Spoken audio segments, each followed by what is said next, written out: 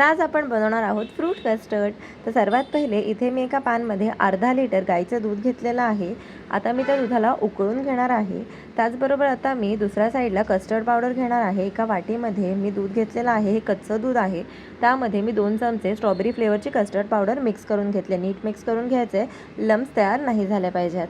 त्यानंतर आता मी इथे दूध उकळल्यावर त्यामध्ये आपण जे मिक्स केलेलं दूध होतं कस्टर्ड पावडरमध्ये ते घालणार आहोत आणि ह्याला आपण हलवून घेणार आहोत। अगदी 15 ते 20 मिनिटं कॉन्स्टंट हलवत राहायचं आहे आणि तुम्ही इथे बघू शकता कन्सिस्टन्सी तयार होते। त्यानंतर यामध्ये मी घालणार आहे 1 वाटी मिल्क पावडर। परत हलवून घ्यायचं आणि गॅस बंद करायचा। आता ह्याला साईडला थंड होत ठेवून द्यायचं आहे, अगदी अर्धा तास थंड होत ठेवून द्यायचं आहे। त्यानंतर हे थंड झालं की आपला कस्टर्ड जे आहे ते तयार आहे। आता आपण दुसऱ्या साईडला फ्रूट्स कापून घेतल्यात। तुम्ही सीझनल फ्रूट्स घेऊ शकता। इथे मी ॲपल, वॉटरमेलन, पेर, त्याच्यानंतर मँगो आणि त्याचबरोबर मी 1 केळंही घेतलेलं आहे।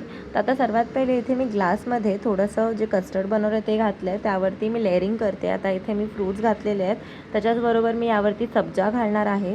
कस्टर्ड घरच्या घरी अगदी सोप्या पद्धतीने बनतं, पण आपल्याला फक्त काही गोष्टी लक्षात ठेवायच्या आहेत, जसं की अगदी फास्ट गॅसवर कस्टर्ड बनवायला घ्यायचं नाही आहे, ते नीट बनत नाही, करपतं आणि एकदमच त्याला न हलवता जर ठेवलं तर त्याचे गठ्ठे तयार होतात।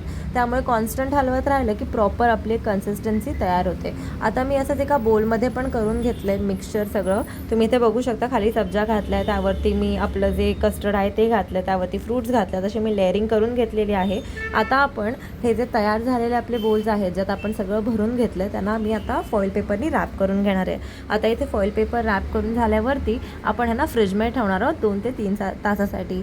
2 ते 3 तासानंतर आपलं जे कस्टर्ड आईस्क्रीम आहे ते तयार झालेलं आहे, अगदी घरी सोप्या पद्धतीने बनलेलं। चला तर मग मंडळी, पुन्हा भेटू अशाच एका स्वादिष्ट रेसिपीसोबत।